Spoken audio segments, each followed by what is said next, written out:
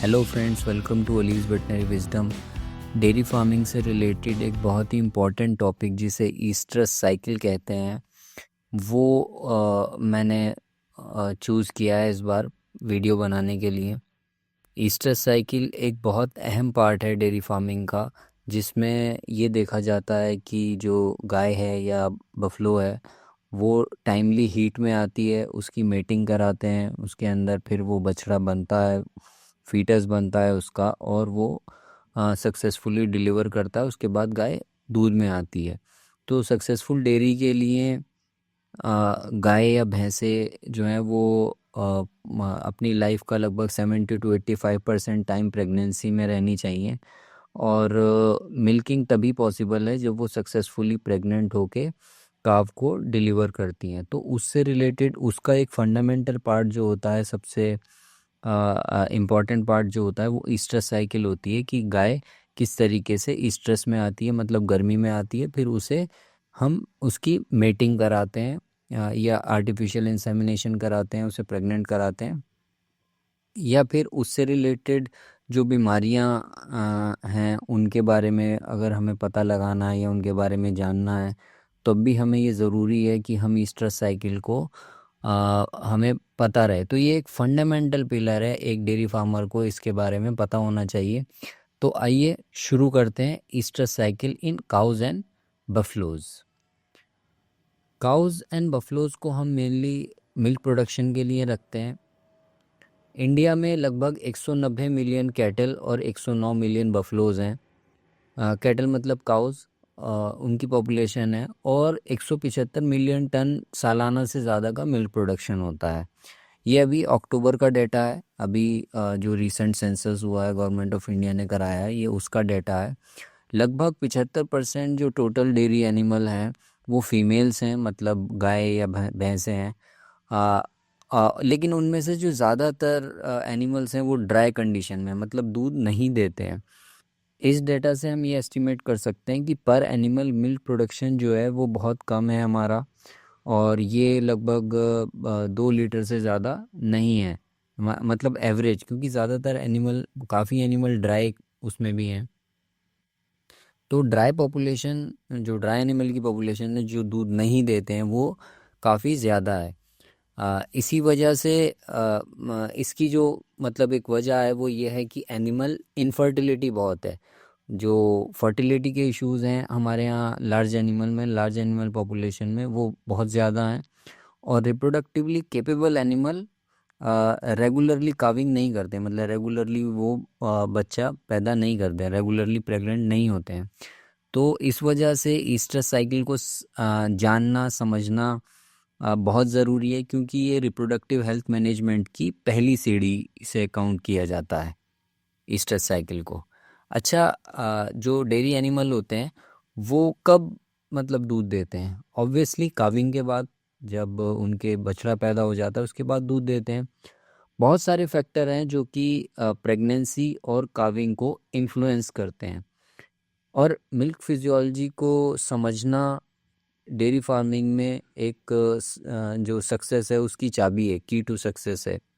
Milking physiology में बहुत सारी चीज़ें आती हैं, ईस्टर साइकिल भी उसका पार्ट है। तो डेयरी फार्मर इस सब्जेक्ट को एक्सपर्ट्स के लिए नहीं छोड़ सकता है कि ये एक्सपर्ट्स ही इसके बारे में जाने। जो डेयरी के या रिप्रोडक्टिव जो साइंस है, रिप्रोडक्टिव बायोलॉजी के जो एक्सपर्ट्स होते हैं, गायनिकोलॉजिस्ट जिन्हें कहते हैं, वेटनरी गायनिकोलॉजिस्ट, वो तो जानते ही हैं इसके बारे में, लेकिन फार्मर को भी इसके बारे में जानना चाहिए, ताकि वो उस हिसाब से न्यूट्रिशन और मैनेजमेंट कर सके उसका। तो biology of knowledge of biology of cow is very important to be a successful dairy farmer, अच्छा एक dairy farmer, successful dairy farmer बनने के लिए। तो इसमें जो बेसिक पार्ट है, जो फंडामेंटल चीज़ है, वो ईस्टर साइकिल को समझना कि ईस्टर साइकिल क्या है और किस तरीके से काम करती है। इसमें बहुत सारे अलग अलग फैक्टर्स हैं, एक जो साथ में काम करते हैं, तो उन्हें ही हम इसमें समझेंगे। एक बात मैं आपको यहाँ पर बता दूं कि ये थोड़ा कॉम्प्लेक्स सब्जेक्ट है।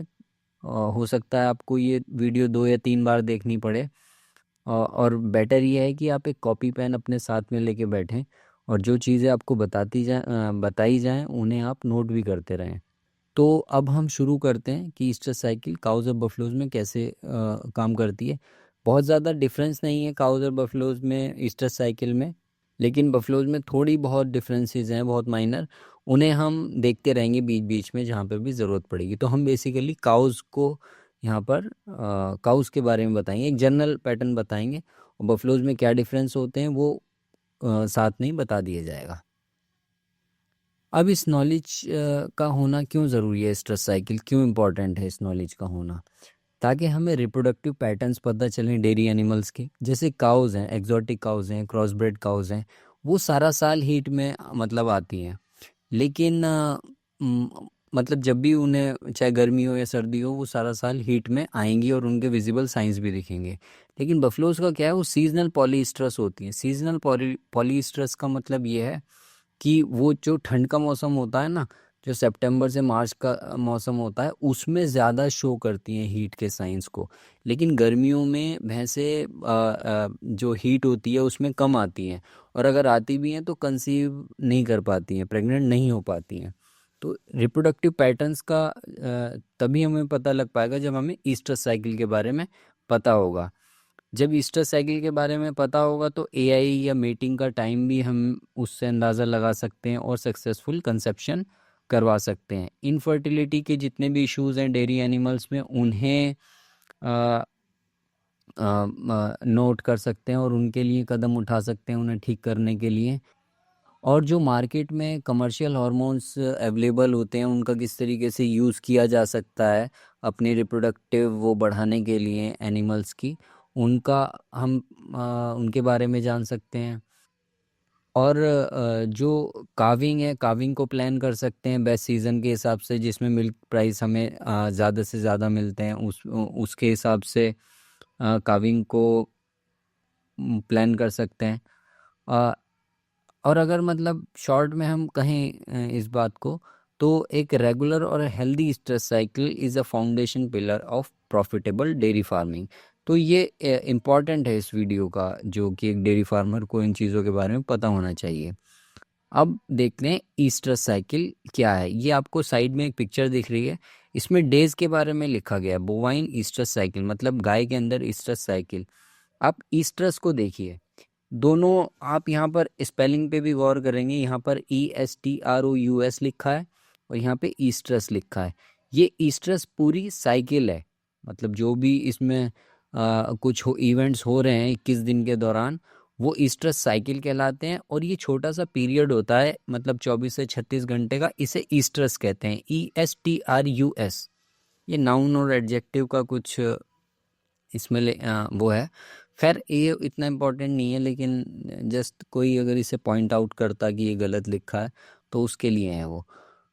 तो इसमें देखिए कि 4 फेजेस होते हैं 21 दिन में। एक दिन की ईस्ट्रस होती है, वो जो विंडो होती है। बाकी उसके बाद मेटिस्ट्रस का पीरियड आता है, फिर डाइस्ट्रस का आता है, फिर प्रोइस्ट्रस का आता है। ये 3 दिन का रहता है। तो ये बेसिकली ईस्ट्रस साइकिल है। आगे हम पूरा जानेंगे इसके बारे में अंदर क्या होता है। तो फार्म एनिमल्स जो होते हैं ना, उनके अंदर एक लिमिटेड पीरियड होता है सेक्सुअल रिसेप्टिविटी का, मतलब मेटिंग कराने का। और वो फिक्स पीरियड जो होता है वो मतलब आफ्टर एवरी एक फिक्स पीरियड के बाद वो रिपीट होता है। After fix period of interval वो रिपीट होता रहता है। मतलब वो फिक्स पीरियड कितना होता है, 21 दिन का होता है। तो सेक्सुअल रिसेप्टिविटी का मतलब ये है कि एनिमल मेटिंग के लिए और प्रेग्नेंट होने के लिए तैयार है, तभी वो सेक्सुअल रिसेप्टिविटी दिखाता है कि मतलब अंदर उसके जो ओवरीज हैं वहाँ पर अंडा बन चुका है और अब वो मतलब फर्टिलाइजेशन के लिए, स्पर्म से फर्टिलाइजेशन के लिए तैयार है। उस लिमिटेड पीरियड को ईस्ट्रस कहा जाता है और ये रिदमिक होता है। ठीक है, इसके कई सारे फेजेस होते हैं, उन सब फेजेस को मिला के हम उसे ईस्ट्रस साइकिल कहते हैं। और ये लगभग 21 दिन लंबा पीरियड होता है गाय में और भैंसों में। और इसकी ड्यूरेशन को देखते हुए इसमें 4 मेन स्टेजेस होती हैं: ईस्ट्रस, मेटिस्ट्रस, डाइस्ट्रस एंड प्रोइस्ट्रस। डाइस्ट्रस सबसे लंबा पार्ट होता है जिसमें प्रोजेस्टेरोन का डोमिनेंस रहता है, हार्मोन का। अब ईस्टर साइकिल इन काउ, एक बार जब एनिमल प्यूबर्टी पे पहुंच जाता है, सेक्सुअली मैच्योर हो जाता है, तो फिर उसकी रिप्रोडक्टिव साइकिलिंग जो है, रिप्रोडक्टिव साइकिल है, ये शुरू होती है। और इसमें एक रिपीटेड पैटर्न होता है हॉर्मोन्स का। मतलब बेसिकली जो सारा रिप्रोडक्शन है ना, वो हॉर्मोन्स के ऊपर डिपेंडेंट है। 5 तरीके के मेन हार्मोन है। वैसे तो कई हार्मोन है, मतलब जो लो लेवल पे सिक्रीट होते हैं, मतलब माइनर लेवल पे भी काम करते हैं स्ट्रेस में। लेकिन 5 मेजर हार्मोन्स हैं जो कि बहुत इम्पोर्टेंट है, जिनके बारे में जानना। तो उनका एक रिपीटेड पैटर्न होता है, एक रिदमिक पैटर्न होता है उनके प्रोडक्शन का और उनके डाउन जाने का, और उसी को हम ईस्ट्रस कहते हैं। Estrus cycle in cows and buffaloes are of 21 days. इसमें 2 फेजेस होते हैं इन हार्मोन के प्रोडक्शन में। एक होता है फॉलिकुलर फेज और एक होता है ल्यूटियल फेज। इन नामों के बारे में आप मतलब इन्हें पढ़ लें और इन्हें अपने दिमाग में बिठा लें। फॉलिकुलर फेज और ल्यूटियल फेज, यही 2 स्ट्रक्चर हैं जो पूरी की पूरी ईस्ट्रस साइकिल को गवर्न करते हैं। और इनका बनना और इनका बिगड़ना ही, मतलब अगर ये बने रहेंगे, अपना प्रॉपरली काम करेंगे, तो वो animal healthy reproductive science show करेगा। और अगर ये बिगड़ जाते हैं, इनमें हार्मोन्स का ऊपर नीचे होता है, तो यहाँ पर फिर दिक्कत आने लगती है, रिप्रोडक्टिव जो हेल्थ है वो बिगड़ने लगती है। तो फॉलिकुलर फेज में एस्ट्रोजन नाम का हार्मोन डोमिनेट करता है, मतलब ज़्यादा रहता है बॉडी में। और ल्यूटियल फेज में प्रोजेस्ट्रॉन नाम का जो हार्मोन होता है, प्रोजेस्ट्रॉन जो होता है, वो डोमिनेट करता है। इनका जो बैलेंस और टाइमली प्रोडक्शन है इन 2 हार्मोन्स का, वही key to successful reproduction in dairy animal है। वही मतलब उसी से एक सक्सेसफुल रिप्रोडक्टिव हेल्थ हमारी बनती है। अब हम हार्मोन्स के बारे में जानेंगे और उनके क्या फंक्शन होते हैं, और उसके बाद माइनर डिफरेंसेस क्या हैं बफलो में, उसके बारे में भी बताया जाएगा आपको। बेहतर पशुओं के चयन के चलते डेयरी पशुओं में दूध उत्पादन की आनुवंशिक क्षमता लगातार बढ़ रही है।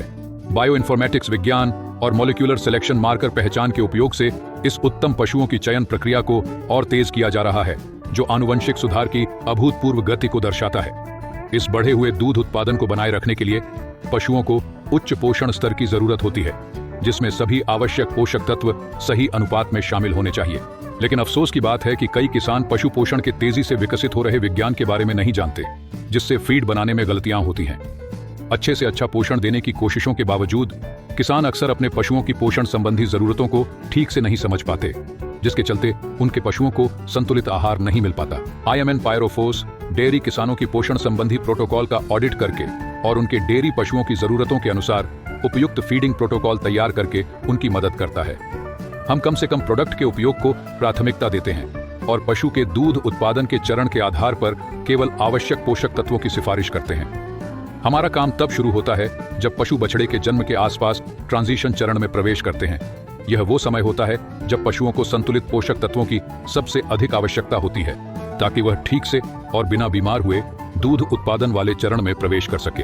बछड़े के जन्म की तारीख से अपेक्षाकृत 3 हफ्ते पहले हम नेगेटिव डीकैड प्रभाव को बनाने और जरूरी कैल्शियम जुटाने के लिए एक ट्रांजिशन फीड कार्यक्रम शुरू करते हैं, जो बछड़े के पैदा होने तक दिया जाता है। इस ट्रांजिशन फीड का आधार होता है हमारा सर्वोत्तम उत्पाद क्लोरोमेट। इसके बाद बछड़े के जन्म के दिन कैल्सीगेन का घोल पशु को बछड़ा पैदा होने के तुरंत बाद पिलाया जाता है। यह घोल पशु के खोए हुए इलेक्ट्रोलाइट्स, खनिजों और ऊर्जा की भरपाई करता है, जिससे बछड़े के जन्म की प्रक्रिया सुचारू होती है और इससे पशु तुरंत फीड खाना शुरू कर देता है। ब्याने के बाद जब पशु कैल्सीगेन का घोल पी लेता है तो पहले दिन से ही हमारा खास तौर पर तैयार किया गया लैक्टेशन फीड दिया जाता है, जिसे रुमेनिया, पायरोसैक और पायरोमिन के साथ संतुलित करके तैयार किया जाता है। इस फीड को पशु बड़े चाव से खाता है। पहले 7 से 10 दिनों में पशु को 2 चुनौतियों का सामना करना होता है, एक हाइपोकैल्सीमिया और दूसरा कीटोसिस। इन्हें रोकने के लिए हम मेटाक्योर और कीटोफेंड का उपयोग करते हैं, जो अधिकतम दूध उत्पादन हासिल करने के लिए और बनाए रखने के लिए जरूरी होते हैं। हमारे फार्मूलेशन से बनाया गया लैक्टेशन फीड पशु के ड्राई मैटर इनटेक में कमी नहीं आने देता। इस पोषण और प्रबंधन के चलते एक बार पशु ट्रांजिशन के इन 42 दिनों के फेर से ठीक से निकल जाता है तो आगे दिक्कत नहीं आती। इसके बाद तो फार्मर को सिर्फ हमारा फॉर्मुलेट किया हुआ पशु आहार देना होता है और दूध लेना होता है। इन प्रोटोकॉल्स और प्रोडक्ट्स की एक खास श्रृंखला के जरिए आपके जानवर स्वस्थ और उत्पादक बने रहते हैं, जिससे बीमारी का खतरा कम होता है। कई किसानों के साथ हमारे संबंधों ने हमें यह सिखाया है कि डेयरी पशुओं के प्रबंधन के लिए अलग अलग फार्म के हिसाब से अलग अलग तरीके अपनाने की जरूरत होती है, जिसमें कच्चे माल की उपलब्धता और पशुओं की उत्पादन क्षमता जैसे पहलुओं पर ध्यान दिया जाता है। हमारे प्रोटोकॉल का पालन करके और चरण विशिष्ट उत्पादों का इस्तेमाल करके हम उत्पादन में कम से कम 15 से 35% सुधार कर सकते हैं और कुल खर्चों में कमी सुनिश्चित कर सकते हैं। आईएमएन पायरोफोस किसानों को बेहतरीन पशु स्वास्थ्य और उत्पादकता के लिए जरूरी ज्ञान और उपकरणों से लैस करने के लिए प्रतिबद्ध है। हमारा समग्र दृष्टिकोण पोषण संबंधी जरूरतों, पर्यावरणीय कारकों और डेयरी परिणामों को प्रभावित करने वाली प्रबंधन प्रथाओं पर ध्यान केंद्रित करता है। हम किसानों को डेयरी विज्ञान और पोषण में नवीनतम प्रगति से अपडेट रखने के लिए कार्यशालाएं और प्रशिक्षण सत्र आयोजित करते हैं। हमारा लक्ष्य एक ऐसा समुदाय बनाना है जहां किसान अपने अनुभव साझा कर सकें और एक दूसरे से सीख सकें, ताकि हम एक टिकाऊ भविष्य की दिशा में बढ़ सकें जहां पशु और किसान दोनों ही समृद्ध बन सकें। आईएमएन पायरोफोस को चुनकर आप अपनी सफलता और अपने डेयरी पशुओं के कल्याण के लिए एक प्रतिबद्ध साथी का चयन कर रहे हैं। हम डेयरी किसानों को पशु पोषण संबंधी सलाह और प्रजनन समस्याओं से जुड़े मुद्दों के लिए तकनीकी सलाह भी देते हैं। यदि आप अपना फीड बनाकर अपनी फार्मिंग को आर्थिक रूप से और अधिक लाभकारी बनाना चाहते हैं तो उसके लिए हमारे उच्च क्वालिटी के फीड प्रीमिक्स से खुद का फीड बनाएं और उत्पादकता में वृद्धि करें। अधिक जानकारी और उत्पाद की उपलब्धता के लिए कृपया हमारी वेबसाइट www.imnpyrophos.in पर जाएं या 9871584101 पर व्हाट्सएप के माध्यम से संपर्क करें। अब ये हार्मोन्स के बारे में आप जान लें, इनका नाम आप देख लें और इसे नोट कर लें। सबसे पहला हार्मोन होता है गोनेडोट्रोपिन रिलीजिंग हार्मोन, जीएनआरएच जिसे कहते हैं। ये हार्मोन ब्रेन से निकलता है। एनिमल के ब्रेन में एक स्ट्रक्चर होता है हाइपोथैलेमस, वहाँ से निकलता है।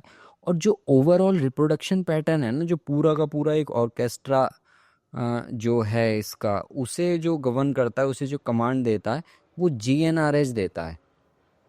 और ये क्या करवाता है? दूसरे हार्मोन्स का प्रोडक्शन करवाता है। जैसे ब्रेन में एक और दूसरा पार्ट होता है पिट्यूटरी, तो हाइपोथैलेमस से जीएनआरएच निकल के पिट्यूटरी ग्लैंड को स्टिमुलेट करता है और वहाँ से एलएच ल्यूटिनाइजिंग हार्मोन निकलता है और ये ओव्यूलेशन में हेल्प कराता है, मतलब अंडे को फॉलिकल में से निकलने में हेल्प कराता है। और यही क्या करता है? प्रोजेस्टेरॉन जो हार्मोन होता है उसको मेंटेन करता है, उसके प्रोडक्शन को कॉर्पस लूटियम से, सीएल जिसे कहते हैं। तीसरा हार्मोन होता है फॉलिकल स्टिमुलेटिंग हार्मोन, एफएसएच। मैंने आपको दो चीज़ें बताई थी, एक ल्यूटियल फेज और एक फॉलिकुलर फेज। तो एक ल्यूटिनाइजिंग हार्मोन है जो ल्यूटियल फेज को गवर्न करता है और एक फॉलिकल स्टिमुलेटिंग हार्मोन है जो कि फॉलिकुलर फेज को गवर्न करता है, उसे कंट्रोल करता है। तो ये भी पिट्यूटरी से ही निकलता है और ये फॉलिकल के डेवलपमेंट को हेल्प करता है, मतलब उस स्टेज तक लेके जाता है जहाँ से फॉलिकल में से एग निकलता है और वो हमारी मतलब यूट्राइन बॉडी में आता है, बच्चेदानी में आता है, वहाँ वो स्पर्म से रिएक्ट करता है, मतलब एक तरीके से फर्टिलाइज होता है, उसके साथ जाके मिलता है। चौथा हार्मोन है एस्ट्रोजन, E2 भी कहते हैं इसे, ईस्ट्राडायोल भी कहते हैं इस हार्मोन को। It is a hormone release from the follicular cells, ये फॉलिकुलर सेल्स से निकलता है एफएसएच के मतलब इन्फ्लुएंस में। एफएसएच आएगा, फिर वो फॉलिकल को स्टिमुलेट करेगा तो वो एस्ट्रोजन बनाती है और यही हार्मोन है जो सेक्सुअल रिसेप्टिविटी को गवर्न करता है। सेक्सुअल रिसेप्टिविटी के साथ साथ क्या करता है? ये कॉन्ट्रैक्शंस बढ़ाता है, वहाँ पे खून की रवानी बढ़ाएगा, ब्लड सर्कुलेशन बढ़ाएगा यूट्रस के अंदर। और ये सेक्सुअल रिसेप्टिविटी को मतलब वो करेगा कि जो गाय हीट में आती है ना, हम कहते हैं हीट में आ गई है, तो वो हीट में आने का मतलब है एस्ट्रोजन बढ़ गया है और वो चाहती है कि मेटिंग हो। उसके मतलब बॉडी की फिजियोलॉजी ऐसी होती है कि वो मेटिंग चाहती है, तो उसके लिए एस्ट्रोजन वो होता है। और जब ये यूट्राइन कॉन्ट्रैक्शन बढ़ाता है तो बेसिकली ये क्या करता है? स्पर्म को यूट्रस के अंदर तक लेके जाता है उस कॉन्ट्रैक्शन के थ्रू, ताकि स्पर्म अपनी जगह पे पहुंचे और वहाँ पे अंडे को जो अंडा निकल के आएगा एग, उसे फर्टिलाइज करें। फिर आता है प्रोजेस्टेरॉन। फिर आता है progesterone. Progesterone hormone luteal cell से निकलता है, जैसे ये फॉलिकुलर सेल से निकल रहा था, ये ल्यूटियल सेल से निकलता है। ल्यूटियल सेल एलएच के जो ल्यूटनाइजिंग हार्मोन है उसके इन्फ्लुएंस में प्रोजेस्टेरोन को सिक्रीट करती हैं। और ये एक बहुत ही इंपॉर्टेंट हार्मोन है जो कि प्रेगनेंसी को मेंटेन करता है, और अगर ये कम हो या एब्सेंट हो तो अबॉर्शन हो जाता है। तो अब आप समझिए कि एस्ट्रोजन क्या कर रहा है, वहाँ पे कॉन्ट्रैक्टाइल मूवमेंट को बढ़ा रहा है ताकि स्पर्म वगैरह जो सीमेन है वो अंदर तक पहुँच जाए। लेकिन अगर मान लीजिए उसके बाद एस्ट्रोजन की एक्टिविटी ज़्यादा ही रहे तो क्या होगा ना कि जब अंडा बनेगा, अंडा एक भ्रूण बना लेगा, तो भ्रूण क्या होता है यूट्रस की वॉल से जाके चिपक जाता है, उसकी लाइनिंग पे जाके चिपक जाता है और वहाँ पे फिर ग्रो करने लगता है, प्लेसेंटा बनने लगता है। लेकिन अगर यूट्रस में कॉन्ट्रैक्शन होते रहे, एस्ट्रोजन बढ़ा हुआ रहा और यूट्रस में कॉन्ट्रैक्शन होते रहे, तो वो क्या करेगा, वो उसे वहाँ पर जमने नहीं देगा, भ्रूण को, जो एम्ब्रियो है उसे जमने नहीं देगा। तो प्रोजेस्टेरोन इस चीज़ को शांत करता है। प्रोजेस्टेरोन एक बहुत ही काम एनवायरनमेंट यूट्रस में बना के रखता है और वो कॉन्ट्रैक्शंस नहीं आने देता है। तो प्रेगनेंसी को बेसिकली प्रोजेस्टेरोन मेंटेन करता है। तो ये 5 हार्मोन हो गए हैं, इनके बारे में जितना मैंने आपको बताया स्ट्रेस साइकिल जानने के लिए ये काफ़ी है, वरना इस पे तो बहुत बड़ी बड़ी किताबें हैं अवेलेबल। लेकिन ये मोटी मोटी बातें ये आप याद रखें कि कौन कौन से हार्मोन है। GnRH है, LH है, FSH है, E2 है एस्ट्रोजन, और P4 है प्रोजेस्टेरोन। अब ये एक छोटी सी तस्वीर है इन सब का, एक वो जो मैंने बताया कि GnRH है वो कमांड देता है, ठीक है। उसके बाद FSH LH निकलते हैं पिट्यूटरी से, और वो कौन कौन से आते हैं, एस्ट्रोजन और प्रोजेस्टेरोन। तो इससे आप मतलब याद रख सकते हैं कि किस तरीके से इनका एक फ्लो चार्ट बनता है। अब ये एक बहुत ही इम्पोर्टेंट डायग्राम है, इसे अगर आपने समझ लिया तो आपको पूरी स्ट्रेस साइकिल भी समझ में आएगी और आगे वाला जो भी इसका पार्ट है वीडियो का वो भी समझ में आएगा। ये ओवरी का स्ट्रक्चर है जो आपको ये दिख रहा है यहाँ से, जिससे एरो निकल रहे हैं, ये क्या है, ओवरी का स्ट्रक्चर है। ओवरी अंडाशय जो होता है एनिमल के अंदर, ये वो है। तो इसमें हम देखते हैं यहाँ पर नंबरिंग है, इन नंबरिंग को आप देखते रहें, इन्हीं के हिसाब से मैं आपको बताऊंगा। तो जो 1 नंबर पे है ये प्राइमोर्डियल फॉलिकल्स होते हैं। प्राइमोर्डियल फॉलिकल्स वो अंडे होते हैं जो जब एनिमल पैदा होता है ना, जैसे बछिया पैदा हुई, जो गाय से एक बछिया पैदा हुई, तो बछिया के अंदर प्राइमोर्डियल फॉलिकल का एक रिजर्व रहता है। पहले से ये सेक्स सेल्स उसके अंदर हैं, वो धीरे धीरे जब उसकी वो बड़ी होती है, डेवलप होती है, ग्रो करती है, तो ये फॉलिकल भी फॉलिकल का नंबर मतलब वहाँ पर सेट रहता है, और ये लाखों में होता है, मतलब लाखों फॉलिकल्स पड़ी रहती हैं। जब एनिमल मैच्योर होना शुरू हो जाता है ना, मतलब सेक्सुअली मैच्योर हो जाता है, कि स्टेज ऐसी आती है 15 महीने के बाद गाय में, या मतलब 18 महीने 24 महीने के बाद भैंसों में, जब वो सेक्सुअली मैच्योर हो जाती हैं तब ये फॉलिकल्स धीरे धीरे बढ़ना शुरू करती हैं, ये ग्रो होना शुरू करती हैं। तो दूसरी जो स्टेज आती है उसमें प्राइमरी फॉलिकल्स बनती हैं। आप यहाँ पे देख रहे होंगे, यहाँ पे एक ही ब्राउन कलर की लेयर है, लेकिन जब ये बड़ी तो यहाँ पर ये कौन सी सेल्स आ गई, ग्रेनुलोसा सेल्स ने इसे घेर लिया, और एक थीका सेल्स उसके ऊपर आ जाती हैं, तो ये प्राइमरी फॉलिकल बन जाती है, ठीक है। ये होने में काफ़ी टाइम लगता है, और ये स्ट्रिक्टली कोई हार्मोन बेस्ड नहीं है। मतलब फिर क्या होता है कि फिर तीसरी स्टेज आती है। तीसरी स्टेज में क्या होता है कि यहाँ पे एंट्रम, एक फ्लूइड फील्ड कैविटी होती है जिसे एंट्रम कहा जाता है, मतलब इसमें फ्लूइड भर जाता है, सेल्स यहाँ से हट जाएंगी कुछ और यहाँ पे फ्लूइड भरने लगेगा। तो ये तीसरी स्टेज होती है, इसे क्या कहते हैं, सेकेंडरी फॉलिकल। यहाँ से FSH अपना काम करना शुरू करता है। चौथी स्टेज पे आएगा तो ये फ्लूइड फील्ड कैविटी बहुत बढ़ जाएगी, जिसे हम मतलब एंट्रम कहते हैं। और ये बीच में जो दिख रहा है ना, ये जो पर्पल कलर का है, ये एग है बेसिकली, जिसे निषेचित कहते हैं ना, मतलब हिंदी में, या फिर फर्टिलाइज होना, इसे ही फर्टिलाइज होना है, यही जाके भ्रूण बनाएगा। तो ये किसके अंदर पनप रहा है, ये फॉलिकल के अंदर पनप रहा है। प्राइमरी फॉलिकल बन जाती है, फिर ग्रो होकर सेकेंडरी फॉलिकल बन जाती है।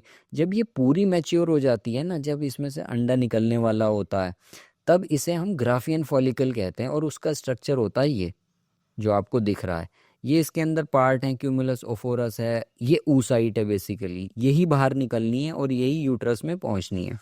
बाकी कोरोना रेडिएटा है, एंट्रम है।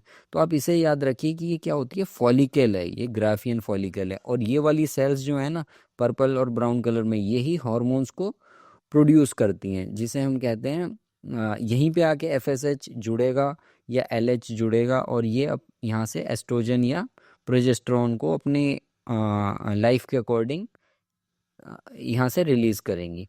तो ग्राफियन फॉलिकल मैच्योर फॉलिकल होती है जिस जो ओवुलेशन के लिए तैयार होती है। इसी में से जब अंडा निकलता है, ये फट जाता है यहाँ पर हार्मोन्स के इन्फ्लुएंस में, और इससे जब अंडा बाहर निकल के आता है ना, तो उसे प्रक्रिया को ओवुलेशन कहते हैं और उस सेल को oocyte कहते हैं, जिसमें थोड़ा सा कोरोना रेडिएटा का पार्ट रहता है। ये देखिए यहाँ पर, ये क्या है, रप्चर्ड फॉलिकल है। जब फॉलिकल में से अंडा निकल जाता है ना, तो अंडा निकलने के बाद जो स्ट्रक्चर बचता है, जो ये सेल्स बच जाएंगी, ये कॉर्पस लूटियम कहलाता है। और ये कॉर्पस लूटियम मेंटेन रहता है, मतलब 15 दिन तक ये मेंटेन रहेगा। और अगर एनिमल प्रेग्नेंट नहीं होता ना, तो ये रिग्रेस हो जाता है, मतलब छोटा होके ख़त्म हो जाता है, जिसे हम डीजेनरेटिंग कॉर्पस लूटियम या फिर कॉर्पस एल्बाइकेंस कहते हैं। तो प्राइमोडियल फॉलिकल, उसके बाद प्राइमरी फॉलिकल बनती है जब एनिमल सेक्सुअली मैच्योर हो जाता है, फिर सेकेंडरी फॉलिकल बनती है, फिर ग्राफियन फॉलिकल बनती है। ग्राफियन फॉलिकल में से अंडा निकल जाता है, जिसे ओवुलेशन कहते हैं। ओवुलेशन की जो सेल होती है उसे oocyte कहा जाता है, और ये कॉर्पस लूटियम बन जाता है। ग्राफियन फॉलिकल कॉर्पस लूटियम में कन्वर्ट हो जाती है अंडे को निकालने के बाद। और ये तो ये पूरा का पूरा एक स्ट्रक्चर है जो कि मतलब ये कंप्लीट ईस्टर साइकिल यही है। अब ये कैसे कैसे काम करता है ये हम अब आगे देखेंगे। तो इस ग्राफ को या इस डायग्राम को आप अच्छी तरीके से अपने माइंड में बिठा लें। अब ये फॉलिकल है। फॉलिकल क्या है, जैसे मैंने अभी बताया, ये ओवरी है। ओवरी का एक पिक्चर है ये, इसके ऊपर ये एक छोटा सा फ्लूइड फील्ड कैविटी है, और ये फ्लूइड फील्ड फॉलिकल है। और ये क्या है कि ये ग्राफियन फॉलिकल है, ये पूरा मैच्योर हो चुका, ठीक है। तो ये साइक्लिकली डेवलप करता है हर 21 दिन पे। तो फॉलिकल के दो फंक्शन होते हैं। यहाँ साइड में आपको ये वाला डायग्राम भी दिख रहा है कि ओ यहाँ पर ये स्ट्रक्चर है, ये ओवरी है, इधर भी ओवरी है। यहाँ से ओवरी से निकल के फैलोपियन ट्यूब में होके यहाँ पे अंडा जाता है, और यहाँ पे किसी भी एक ये होता है कि कभी इस ओवरी से अंडा बनता है, कभी इस ओवरी से। तो एक से ही बनता है एक बार में, ये नहीं कि दो अंडे इसमें आ जाएंगे। कभी आ भी जाते हैं, बहुत ही रेयरली। लेकिन जब इस ओवरी में बन रहा होगा तो इसमें नहीं बनेगा, इसमें बन रहा होगा तो इसमें नहीं बनेगा। तो वो किस उसमें जाना है, यूट्राइन हॉर्न में अंडा, तो उसी के हिसाब से फिर वो ग्रो करता है उसके अंदर, यूट्रस बॉडी के अंदर। तो फॉलिकल की क्या दो फंक्शन होते हैं। पहला फंक्शन क्या है, स्टेरॉइड हार्मोन्स का बैलेंस प्रोडक्शन करना। इसमें कौन सा स्टेरॉइड मेनली हार्मोन होता है फॉलिकल का, वो होता है एस्ट्रोजन। दूसरा फंक्शन क्या होता है कि फर्टिलाइजेबल oocyte, एग को प्रोड्यूस करना। अगर एग ही प्रोड्यूस नहीं होगा तो फिर फर्टिलाइजेशन किस चीज़ का होगा, और फिर भ्रूण किस चीज़ का बनेगा। तो दो फंक्शन है फॉलिकल के अंदर, एक एग है और एक हार्मोन प्रोड्यूस कर रही है। इसी से क्या होता है, एम्ब्रियो बनता है और उससे फिर बच्चा पैदा होता है।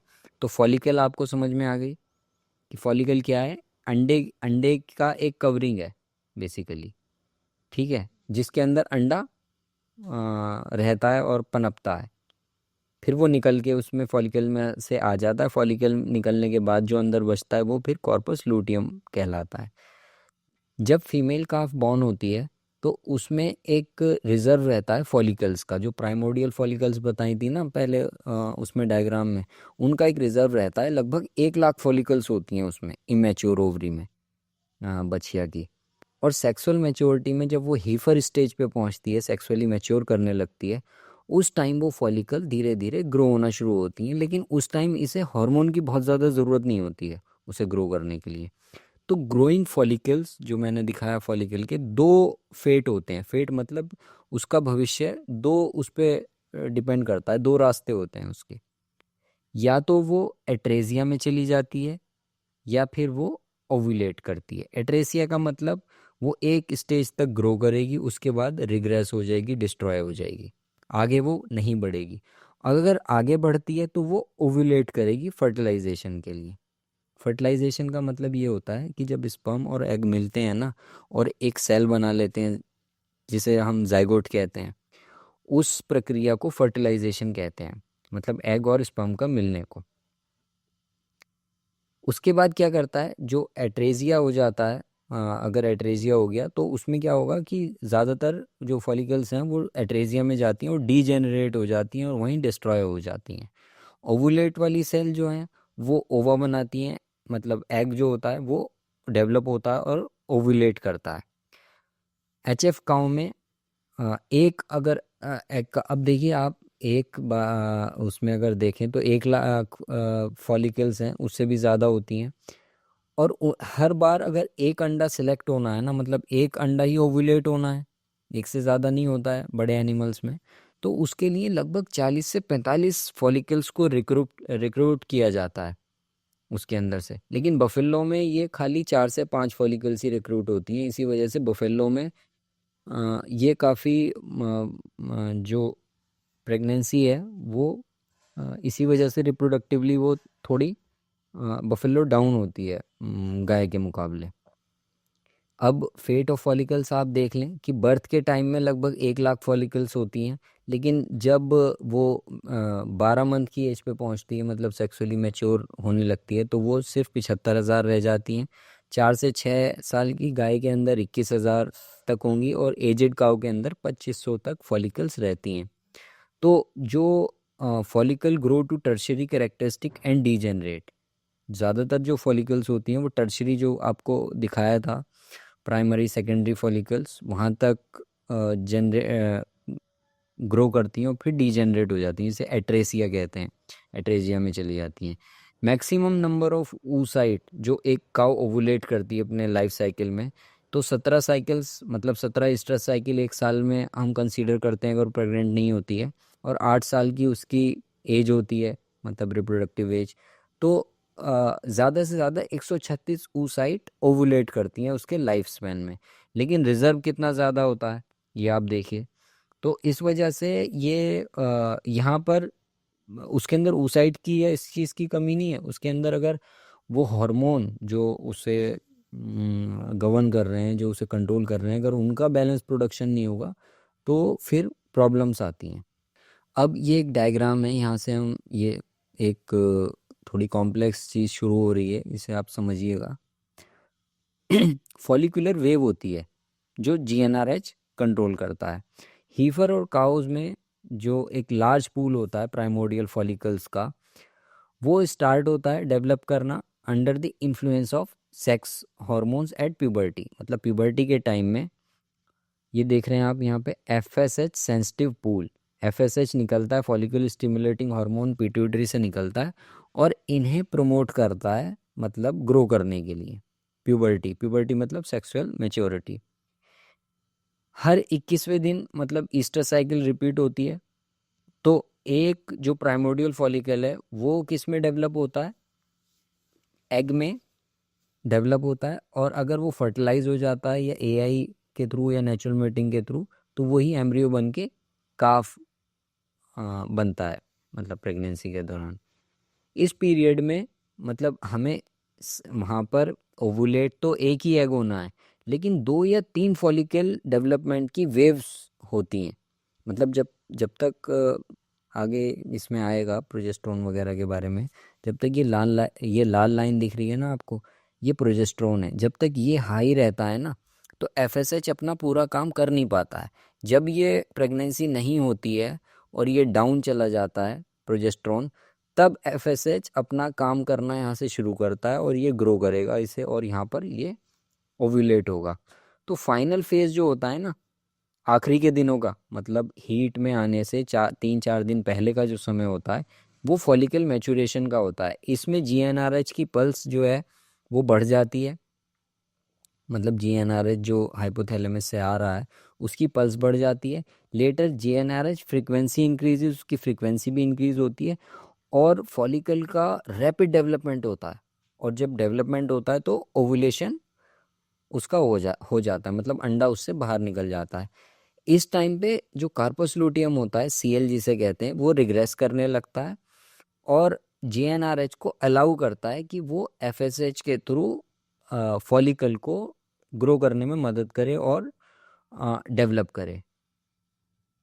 ये होता है फाइनल फेज, ये तीसरी जो है। और यहाँ पर क्या हो रहा है कि एट्रेसिया में जा रही है, मतलब ग्रो तो किया उसने एफएसएच के थ्रू।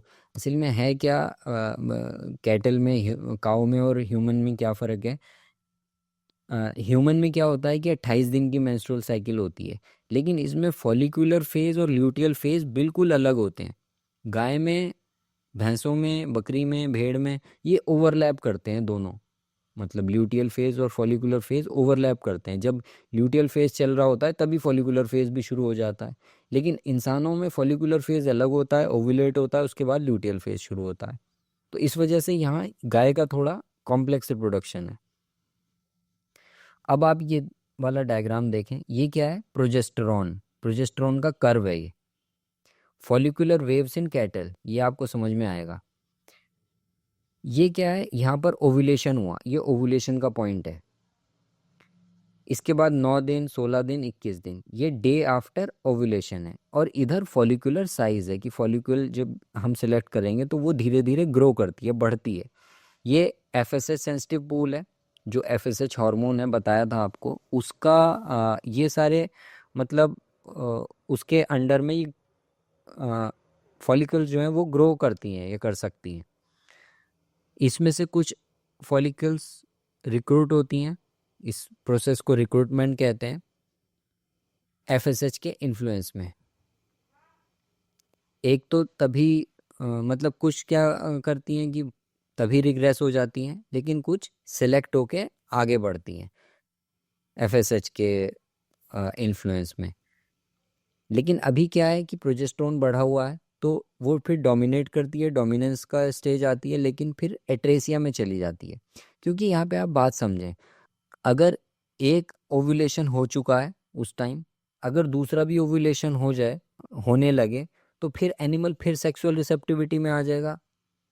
और अगर उस वाले ओव्यूलेशन का प्रेगनेंसी हो चुकी है और वो एम्ब्रियो बन चुका है, जाइगोट बन चुका है, और वहाँ पर उसके ऊपर जो यूट्राइन वॉल है वहाँ पर चिपकने के लिए तैयार है, और हमें पता है कि जो फाइनल फेज़ होता है उसका फॉलिकल का, वहाँ से एस्ट्रोजन निकलता है, तो वो एस्ट्रोजन फिर गड़बड़ कर देगा। मतलब एस्ट्रोजन यूट्राइन वॉल की कॉन्ट्रेक्टाइल, क्योंकि इसका तो काम यही होता है ना, फॉलिकल से एस्ट्रोजन निकलता है, तो एस्ट्रोजन निकलेगा तो वहाँ पर कॉन्ट्रैक्शन बढ़ाएगा और वो वहाँ पर चिपक नहीं पाएगा। तो प्रोजेस्टेरोन जब तक डोमिनेट करता है तब तक ये इसे एट्रेजिया में भेज देता है, मतलब ये एट्रेजिया में चली जाती है, फॉलिकल रिग्रेस हो जाती है, एकदम डिस्ट्रॉय हो जाती है। फिर दूसरी वेव निकलती है फॉलिकल्स की, तो वो भी क्या करती है, वो भी डिजेनरेट होती है, सेलेक्ट होती है, डोमिनेट होगी और फिर एट्रेसिया में चली जाएगी। लेकिन तीसरी वेव में क्या होता है, जब प्रोजेस्टेरोन डाउन जाने लगता है तो इसमें सिलेक्शन होता है, उसके बाद डोमिनेंस होगा और इसमें फिर ओव्यूलेशन हो जाता है, क्योंकि प्रोजेस्टेरोन डाउन जा चुका है। अब वहाँ पर कोई मतलब प्रेगनेंसी हुई नहीं। अगर प्रेगनेंसी होती है तो कॉर्पस लूटियम परसिस्ट करता है और प्रोजेस्टेरोन फिर प्रेगनेंसी को मेंटेन करता है 2-3 महीने तक। उसके बाद प्रोजेस्टेरोन कॉर्पस लूटियम के बजाय फिर वो प्लेसेंटा से भी बनने लगता है, लेकिन शुरू के 2-3 महीने तक कॉर्पस लूटियम ही प्रोजेस्टेरोन का मेन सोर्स रहता है। तो फिर ये वेव्स वगैरह निकलनी बंद हो जाती हैं प्रेगनेंसी के दौरान। तो एक ही फॉलिकल क्यों डेवलप होती है नेचुरली? अगर हम आईवीएफ वगैरह या एम्ब्रियो ट्रांसफ़र टेक्नोलॉजी की बात करें तो उसमें आर्टिफिशियल हार्मोन्स को इंजेक्ट किया जाता है, जैसे एफएसएच को और इनको। और उससे क्या करते हैं, जब हाई डोजेज एफएसएच की जाती हैं तो कई सारी फॉलिकल्स, जैसे यहाँ पर दिख रहा है ना कि एक ही फॉलिकल डोमिनेट कर रही है, एक ही सिलेक्ट हो रही है। जब बहुत ज़्यादा एफएसएच हम अंदर मतलब डालेंगे तो एक की जगह 2 या 3 या 8, 8-8, 10-10 फॉलिकल रिक्रूट होकर डोमिनेंस की स्टेज तक पहुंचती हैं, और डोमिनेंस के बाद वो ओवुलेट भी करती हैं। ठीक है, it is because of the artificial hormone injection, PMSG वगैरह हम देते हैं at high doses, but in natural condition लेकिन नेचुरल कंडीशन में इतना वो सिर्फ एक ही फॉलिकल निकलता है, क्योंकि अगर ओवुलेशन एक से ज़्यादा हो गया और 2 या 3 बच्चे, तो गाय का बच्चा भी इतना बड़ा होता है, भैंस का बच्चा, कि 2 या 3 बच्चे यूट्रस में होना बहुत मुश्किल है। तो कुदरत ने उसे एक ही ओवुलेशन के लिए बनाया है। लेकिन एम्ब्रियो ट्रांसफ़र में क्या होता है, आर्टिफिशियल हार्मोन देके बहुत सारे ओवुलेट करा लेते हैं, उसे इंसेमिनेट करते हैं, फिर एम्ब्रियोज को अंदर से निकाल के दूसरी गाय में, सरोगेट मदर जिसे कहते हैं, उनमें डाल के बच्चा मतलब दूसरी गाय में प्रोड्यूस करवाते हैं। तो वो एक अलग चीज़ है। लेकिन एक ही फॉलिकल डेवलप करती है, अगर एक से ज़्यादा करेगी तो वो बच्चों को बेयर ही नहीं कर पाएगी। तो जो लार्जेस्ट फॉलिकल होती है ना, लार्ज फॉलिकल जो इसमें रहती है, ये जस्ट नॉलेज के लिए मैं बता रहा हूँ, तो वो इन्हिबिन एक हार्मोन प्रोड्यूस करती है। मतलब जो सबसे बड़ी एक फॉलिकल होगी जो ओव्यूलेट होने वाली है, वो इन्हिबिन प्रोड्यूस करने लगती है और वो दूसरी फॉलिकल्स को डेवलप ही नहीं होने देती है। तो इन्हिबिन एफएसएच को भी रिड्यूस करती है, एफएसएच के प्रोडक्शन को। और जो रैपिडली ग्रोइंग फाइनल स्टेजेस होती है ना फॉलिकल की, वो स्ट्रिक्टली फाइन जीएनआरएच के ऊपर डिपेंड करती हैं। मतलब जो जीएनआरएच हार्मोन है उसके रिलीज़ के ऊपर, उसका जो ब्लड में कंसंट्रेशन होता है उसके ऊपर डिपेंड करती हैं। और क्योंकि इन्हिबिन जीएनआरएच वगैरह को भी डिप्लीट कर देता है, तो इसकी एब्सेंस में क्या होता है कि जो अगर लास्ट में अगर जीएनआरएच की एब्सेंस होगी तो फॉलिकुलर डेथ भी हो सकती है और ओवुलेट नहीं होता। इसी वजह से जो जो ईस्टर सिंक्रोनाइजेशन प्रोटोकॉल है उसमें 48 घंटे पहले जीएनआरएच को का इंजेक्ट किया जाता है, ताकि जो एनवायरनमेंट हो उसमें जो ओवुलेटिंग फॉलिकल है वो कहीं एट्रेजिया में ना चली जाए, कहीं रिग्रेस ना करे। तो ये फॉलिकुलर वेव इन कैटल है, ये एट्रेसिया में मतलब बताया गया है, ये आप देख सकते हैं। ये हार्मोन्स होते हैं, इसमें इसमें एफएसएच भी ज़्यादा होता है, एस्ट्राडियोल भी ज़्यादा होता है। मतलब ये जो फॉलिकल्स हैं एस्ट्राडियोल निकालती रहती हैं, लेकिन एट्रेसिया की फॉलिकल यहाँ पर इन्हिबिन इसे डाउन कर देता है, तो एस्ट्राडायल डाउन होता चला जाता है। अब इन हार्मोन्स को हम एक बार देखें। जीएनआरएच निकला हाइपोथैलेमस से, उसने पिट्यूटरी को स्टिमुलेट किया, एफएसएच निकला, एफएसएच ने फॉलिकल्स को स्टिमुलेट किया, फॉलिकल्स से एस्ट्रोजन या एस्ट्राडायोल निकला, और एस्ट्राडायोल के आपको फंक्शन बता ही दिए हैं एस्ट्रोजन का।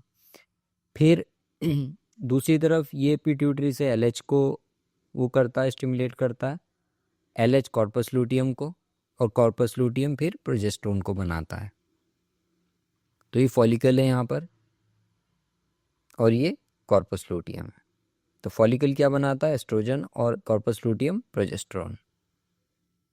अब फंक्शन क्या है एफएसएच का और एलएच का, वो डिटेल में देखते हैं। ये आपको साइड में दिख रही है, ये क्या है, फॉलिकल है ये, और इसमें एंट्रम है, ग्रेनुलोसा सेल्स हैं और थीका सेल्स हैं, और ये बीच में एग है, अंडा, इसका न्यूक्लियस है।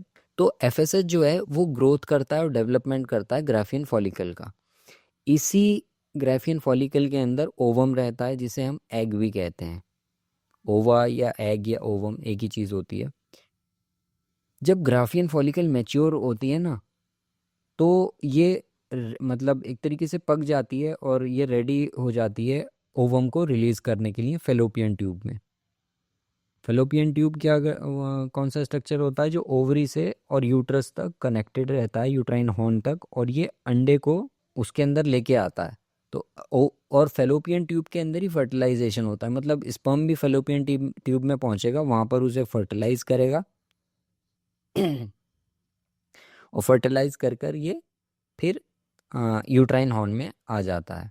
इसके बाद क्या होता है कि जो सेल्स होती हैं ना ग्राफियन फॉलिकल्स की, जो आपको इसके साइड में दिख रही हैं ब्राउन कलर की, ये एस्ट्रोजन प्रोड्यूस करती हैं एफएसएच के इन्फ्लुएंस में। मतलब एफएसएच आ रहा है ब्लड में और ये एफएसएच के इन्फ्लुएंस में एस्ट्रोजन प्रोड्यूस कर रही हैं।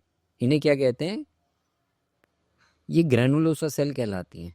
लेकिन just before the release of the ovum, जो एग है उसके रिलीज होने से जस्ट पहले, जब ये कम्प्लीटली राइप हो जाती है, पक जाती है पूरा ग्राफियन फॉलिकल, तो एफएसएच की कंसंट्रेशन कम होने लगती है और धीरे धीरे क्या होता है ना, एलएच की सर्ज होती है। मतलब जो ल्यूटनाइजिंग हार्मोन है वो बढ़ने लगता है पिट्यूटरी से। और जब जो LH होता है वो ये साइड की जो सेल्स होती हैं इन्हें लूज करने लगता है। ये मतलब टाइटली बाउंड होती हैं लेकिन इन्हें लूज करने लगेगा। जब इन्हें लूज करेगा, आपस में बीच में से इनके एडेशंस को तोड़ेगा, तभी ये अंडा बाहर निकल के आता है। जैसे चूजा निकल के आता है ना उसके मुर्गी के अंडे के अंदर से, इसी तरीके से ये जब वो पक जाता है पूरा, तो ये अंडा यहाँ से हैच करता है, मतलब फॉलिकल के अंदर से। तो LH क्या करता है, लूजनिंग करता है सेल्स की, और मतलब जो ओवम के अराउंड रहती हैं उन सेल्स की, और इसके रिलीज को में हेल्प करता है। जब ओवा रिलीज हो जाता है, ओवम रिलीज हो जाता है ग्राफियन फॉलिकल के अंदर से, तो ग्राफियन फॉलिकल्स का जो बचा हुआ स्ट्रक्चर है ना, बचा हुआ स्ट्रक्चर क्या है, खाली सेल्स ही तो हैं। ये जो स्ट्रक्चर है ये कॉर्पस लूटियम में ट्रांसफॉर्म हो जाता है, इसे फिर हम कॉर्पस लूटियम कहते हैं।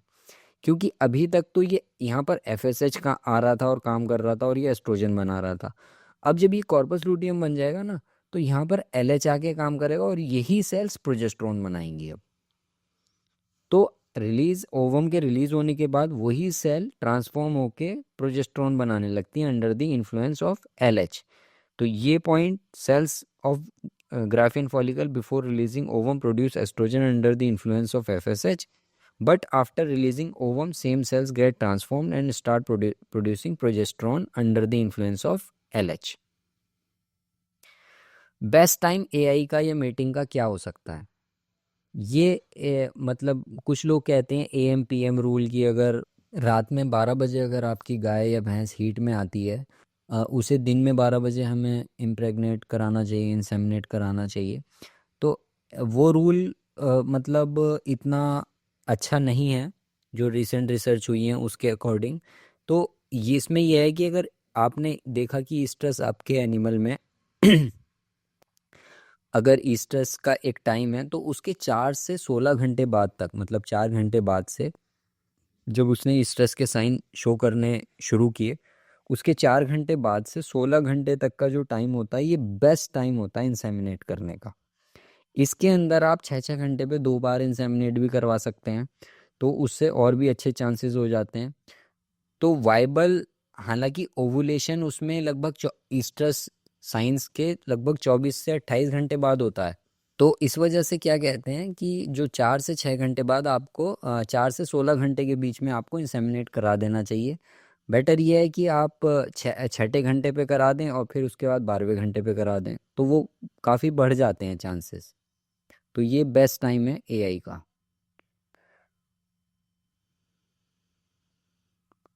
अब इसके बाद इनसफिशिएंट LH और LH रिसेप्टर ऑन फॉलिकल और फॉलिकुलर सिस्ट।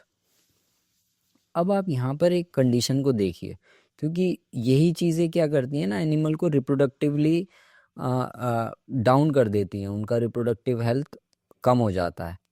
तो क्या होता है कि ओवुलेशन से पहले LH हार्मोन की जो कंसंट्रेशन है ब्लड के अंदर, वो सडनली बढ़ती है, जिसे LH सर्ज कहते हैं, काफ़ी कई गुना बढ़ जाती है, और यही हेल्प करती है ओव्यूलेशन में और luteinization of the granulosa cell and helps in its transformation. जो आपको बताया था, ग्रैनुलोसा सेल्स जो हैं वो ट्रांसफॉर्म होके फिर प्रोजेस्टेरोन बनाने लगती हैं, तो उस प्रोसेस को ल्यूटनाइजेशन कहते हैं।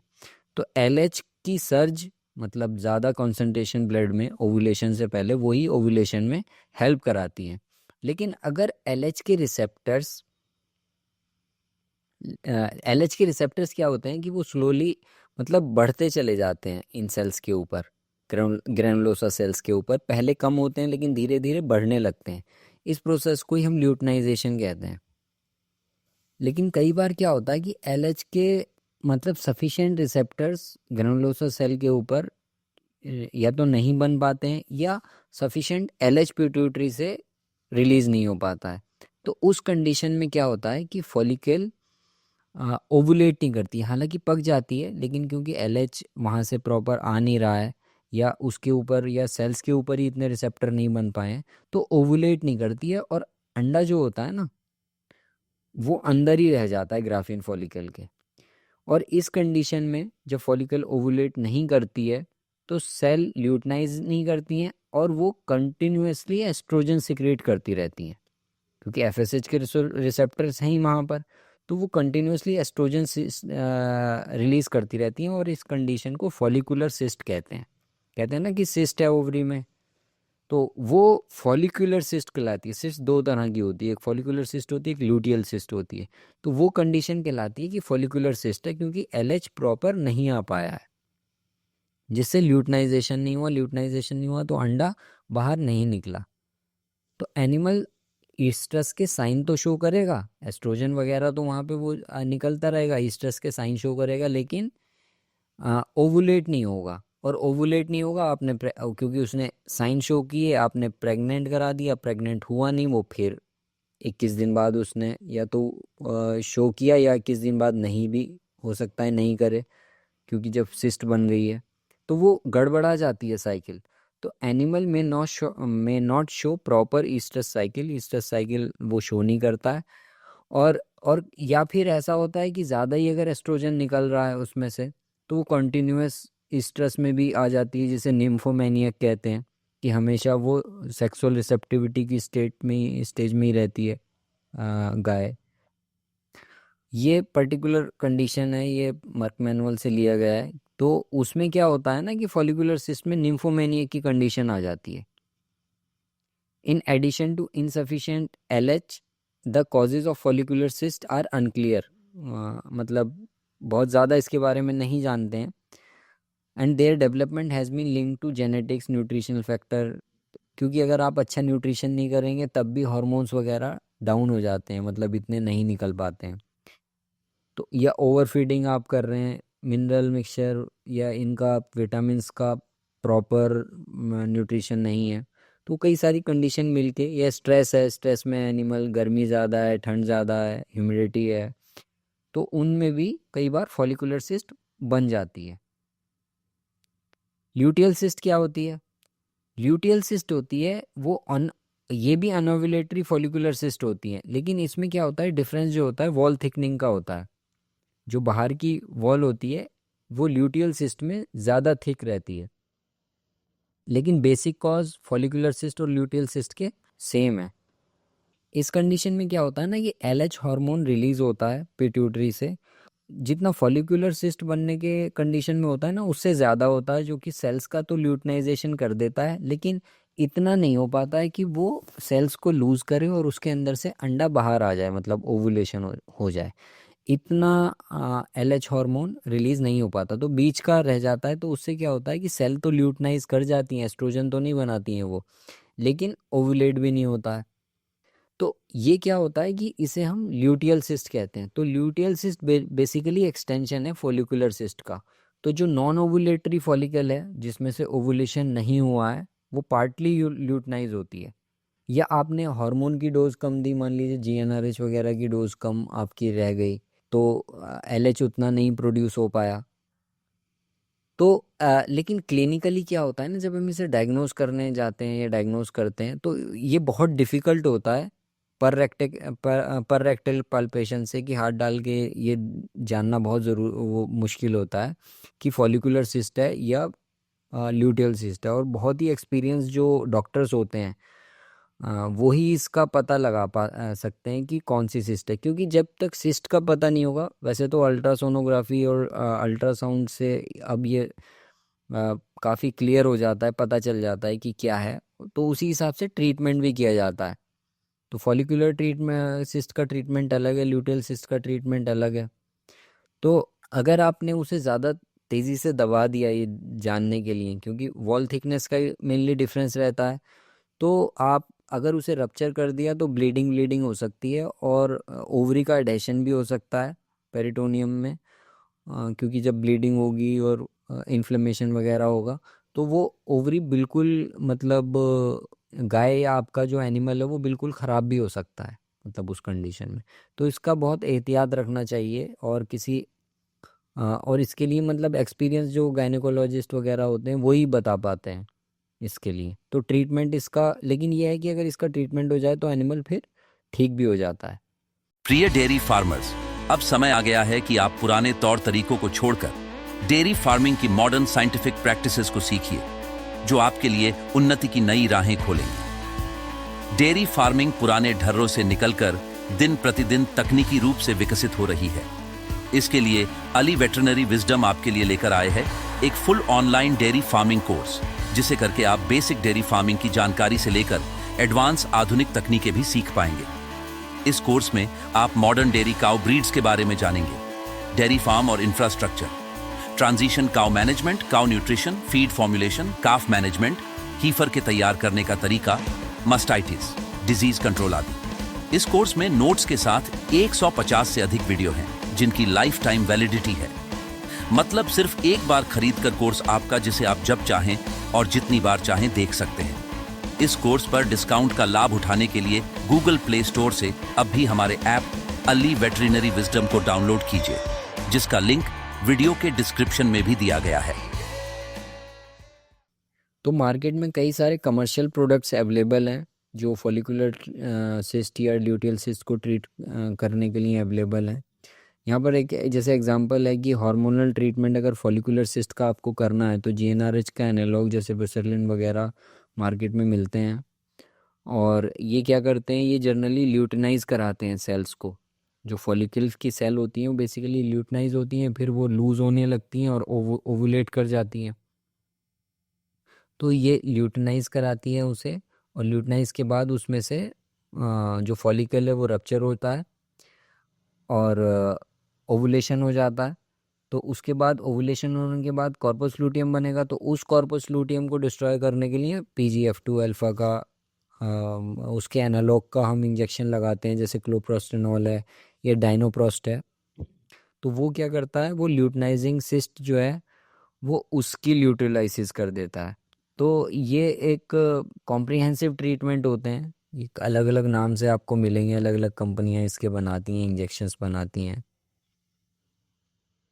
ईस्टरमेट है, क्लोप्रोस्टेनॉल है, ब्यूटेलाइज, रिसेप्टाल। तो ये बेसिकली अलग अलग ब्रांड्स हैं, लेकिन इनमें से जो सॉल्ट्स होते हैं या हार्मोन्स के एनालॉग्स होते हैं वो यही हैं। तो सेरलिन होता है और क्लोप्रोस्टेनॉल या डायनोप्रोस्ट क्लोप्रोस्टेनॉल का एक ही काम है। इसके बाद आता है estrogen. Estrogen is use by the follicles and it is use to stimulate growth and development of the granulosa cell to signal the hypothalamus. मतलब हाइपोथैलेमस को सिग्नल देता है एंटीरियर पिट्यूटरी में कि फॉलिकल रेडी हो गई है और अब ये ओवुलेट होने के लिए तैयार है। और ये क्या करता है, मोटिलिटी बढ़ाता है जेनाइटल ट्रैक्ट की, मतलब उसमें कॉन्ट्रैक्शन बढ़ाएगा, जो कि स्पर्म की मोटिलिटी में, मूवमेंट में हेल्प करते हैं ताकि वो ओवा तक पहुंच जाए। तो ये 3 काम है इसके। इसके बाद आता है कॉर्पस लूटियम। कॉर्पस लूटियम का मेन फंक्शन जो है वो एस्ट्रोजन प्रोजेस्टेरोन को प्रोड्यूस करना है। और जो फॉलिकल होती है ना आफ्टर ओवुलेशन, वो कन्वर्ट हो जाती है कॉर्पस लूटियम में। प्री ओवुलेटरी मतलब ओवुलेशन से पहले जो LH बढ़ता है ब्लड में, जिसे LH सर्ज कहते हैं, वो ग्रैनुलोसा सेल को ल्यूटियल सेल्स में कन्वर्ट कर देता है।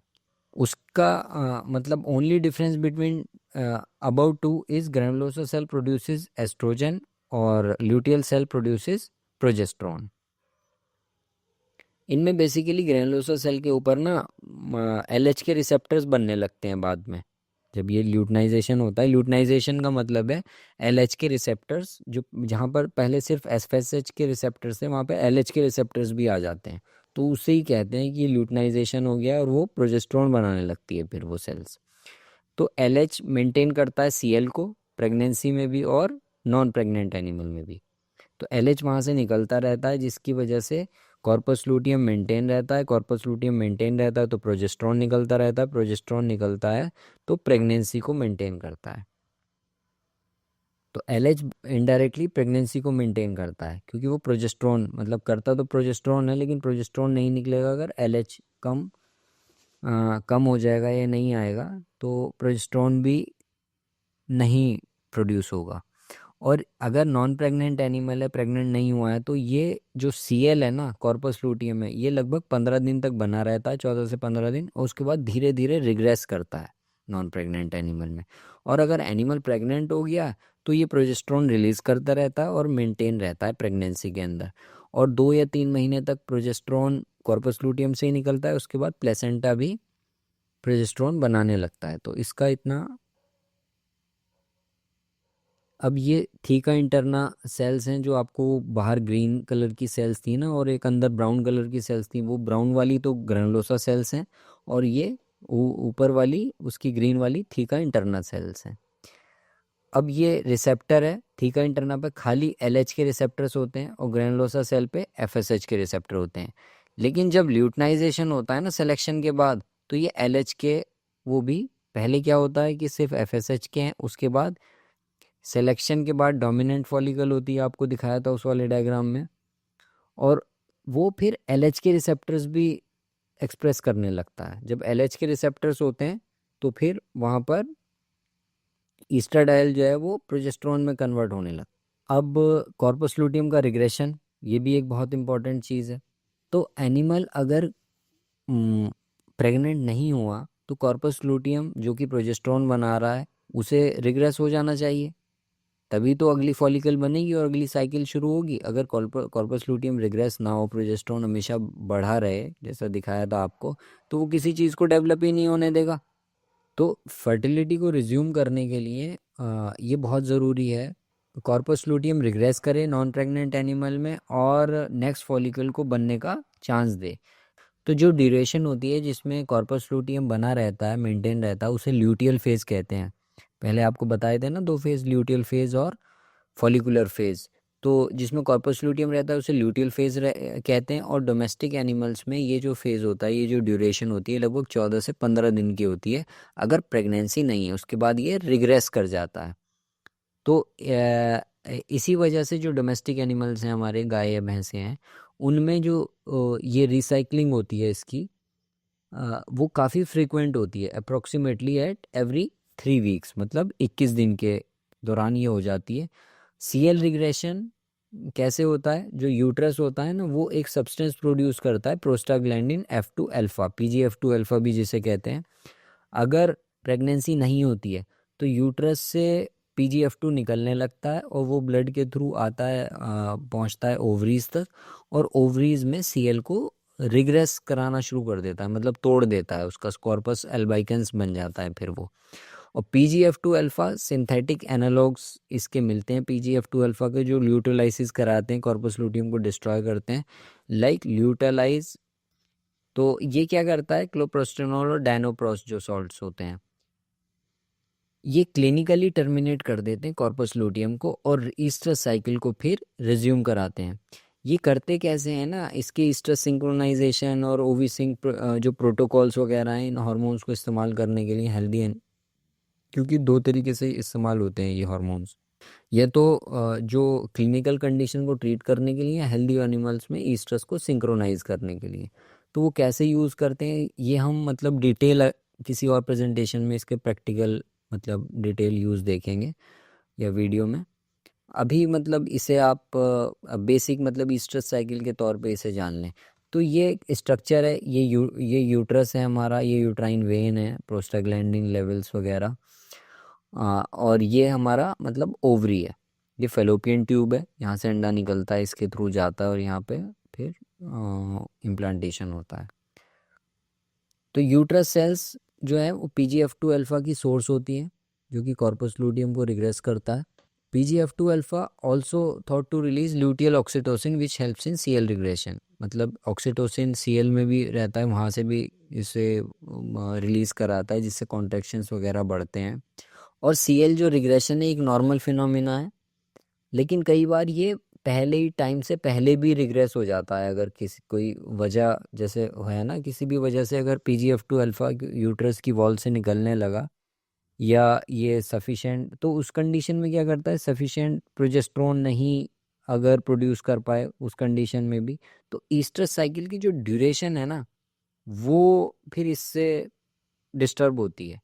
या फिर अगर प्रोजेस्टेरोन नहीं बन पाया, इतना वो नहीं निकला, तो अर्ली एम्ब्रियोनिक मोर्टिलिटी भी हो सकती है कि कंसेप्शन तो हो गया, ओवुलेट होके गया वहाँ से, लेकिन CL मेंटेन नहीं रह पाया किसी वजह से, और जो है वो एम्ब्रियोनिक मोर्टिलिटी हो गई, एबॉर्शन हो गया और एनिमल खाली का खाली रहा मीटिंग कराने के बाद भी। तो क्लिनिकल सिग्निफिकेंस इसका एक बार देख लेते हैं कि जो CL है उसकी लाइफ 14 से 15 दिन की होती है नॉन प्रेग्नेंट एनिमल में, प्रोजेस्टेरोन प्रोडक्शन भी उसका नॉर्मल होना चाहिए। अगर एनिमल प्रेग्नेंट हो जाता है, अगर प्रेग्नेंट हो जाता है एनिमल, तो PGF2 अल्फा का प्रोडक्शन को वो ब्लॉक कर देता है और CL रिग्रेशन को इससे प्रिवेंट करता है, जो कि एक नॉर्मल कंडीशन है। लेकिन बफलोज वगैरह में क्या होता है ना, कई बार सफिशिएंट प्रोजेस्टेरोन नहीं प्रोड्यूस कर पाती है ओवरीज, ये कॉर्पस लूटियम, क्योंकि या तो LH के रिसेप्टर डेफिशिएंट होते हैं या फिर LH का सिक्रीशन डेफिशिएंट होता है उसमें, तो जिसकी वजह से अर्ली अबॉर्शन हो जाता है। और ये ज़्यादातर होता है मतलब गर्मियों के सीज़न में, अगर आप उसे कंसीव कराने की कोशिश करेंगे एनिमल्स को, तो उस दौरान प्रोजेस्टेरोन कम निकलता है, तो ईस्टर्स साइकिल उसमें मतलब एम्ब्रियोनिक मोटिलिटी इस वजह से बढ़ जाती है। मतलब ये भी एक फैक्टर है बफलोज में। तो इस वजह से बफलो में अगर आपको प्रेगनेंसी मेंटेन करके रखनी है तो प्रोजेस्टेरोन के इंजेक्शन दिए जाते हैं अबॉर्शन, ताकि अबॉर्शन ना हो उसमें। जब प्लेसेंटा से बनने लगता है हार्मोन प्रोजेस्टेरोन, तो फिर मतलब फिर इतनी फ्रीक्वेंट यूज़ नहीं रहते हैं इंजेक्शन के।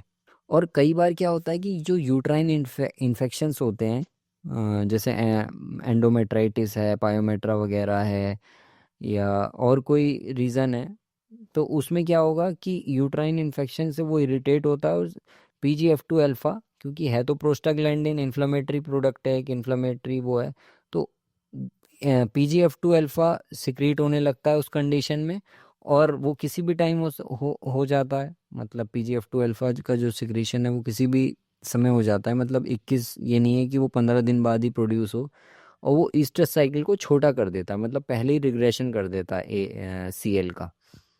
और इन केसेस में AI या हम नेचुरल मेटिंग के बाद के देखते हैं कि एनिमल मतलब फ्रीक्वेंट हीट में आता है, मतलब वो 21 दिन का भी शो नहीं करता, कभी 15 दिन में हीट में आ जाएगा, कभी 12 दिन में हीट में आ जाएगा, तो वो हीट का वो भी जो साइकिल है वो डिस्टर्ब हो जाता है।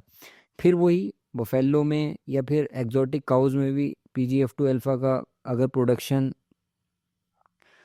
प्रॉपर नहीं होता है, कम रहता है, और CL रिग्रेस नहीं करता, कंटिन्यूस प्रोजेस्टेरोन सिक्रीट करता रहता है, तो एनिमल हीट में नहीं आता है उसमें, और फार्मर को लगता है कि ये प्रेग्नेंट है, जबकि वो क्या कंडीशन होती है, परसिस्टेंट कॉर्पस लूटियम की कंडीशन होती है, परसिस्टेंट CL कहते हैं उसे।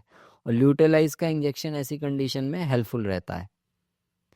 अब ये रिप्रोडक्टिव हार्मोनल प्रोफाइल है कैटल में। अब आप ये देख लें, कई सारे मैंने आपको हार्मोन मतलब 5 हार्मोन बता दिए हैं, वो पूरी साइकिल में ओवुलेशन से लेके डे ऑफ मतलब 21 दिन तक किस तरीके से बढ़ते घटते हैं, वो आप यहाँ पर देख लें अब एक बार। ये प्रोजेस्टेरॉन है, इस तरीके से जाता है, 16वें 17वें दिन डाउन होने लगता है, और 5वें 6ठे दिन से ये पीक अपनी पकड़ लेता है। ये क्या है, प्रोजेस्टेरॉन। इसके बाद आता है आपका LH। LH मतलब वैसे कम रहता है, लेकिन ओवुलेशन से तुरंत पहले ये सर्ज करता है, मैंने बताया था ना, इसकी कंसंट्रेशन बहुत ज़्यादा बढ़ जाती है। तो ये LH अगर सर्ज नहीं होगा ना, तो ओवुलेट ही नहीं होगा वो फॉलिकल। इसके बाद एस्ट्रोजन, ये एस्ट्रोजन है, और ये देख रहे हैं आप, ये वाली पीक है, इसने मतलब जब डोमिनेंट होती जाती है तो ये एस्ट्रोजन सिक्रीट करती है, तो एस्ट्रोजन का वो बढ़ता चला जाता है, फिर दूसरी वेव में बढ़ा, फिर तीसरी वेव में जब प्रोजेस्टेरॉन डाउन हो जाता है तो एस्ट्रोजन काफ़ी बढ़ जाता है, और एस्ट्रोजन LH से पहले पीक करता है, मतलब एस्ट्रोजन ही बताता है उसे पिट्यूटरी, क्योंकि भाई अब LH का सिक्रीशन बढ़ाओ आप। ये FSH है, ये आ, ये FSH है, और ये इसके पीछे पीछे, मतलब FSH बढ़ता है तो वो फॉलिकल को स्टिमुलेट करेगा, फॉलिकल एस्ट्रोजन बनाएगी, तो इस तरीके से ये हार्मोन काम करते हैं। तो ये भी वही डायग्राम है ईस्टर साइकिल का ही, प्रोजेस्टेरॉन डाउन हो गया, ईस्ट्रोजन बढ़ गया, और इससे फिर यहाँ पर ओवुलेशन हो गया, फिर पहली वेव फॉलिकुलर वेव्स, फिर दूसरी वेव, फिर तीसरी वेव में फिर सेलेक्ट हो गया एक फॉलिकल, मतलब अगली साइकिल में ओवुलेट होने के लिए। तो ये ईस्टर साइकिल थी। इसमें मतलब ये आप 1-2 बार देखिए, 2-3 बार देखिए इसको, और अपना नोट्स खुद बनाइए, कोई भी क्वेश्चंस हो आप कमेंट्स में लिखें आप, और हमें बताएं, मतलब पूछें, तो मैं उसमें पूरी कोशिश करूँगा इसके जवाब देने की। ठीक है, और बाकी अगली प्रेजेंटेशंस में और इसकी कंडीशन जो डेयरी एनिमल्स में होती हैं वो भी देखेंगे, और हार्मोन्स को कैसे कमर्शियली यूज़ कर सकते हैं या किया जा सकता है वो भी देखा जाएगा। Thank you.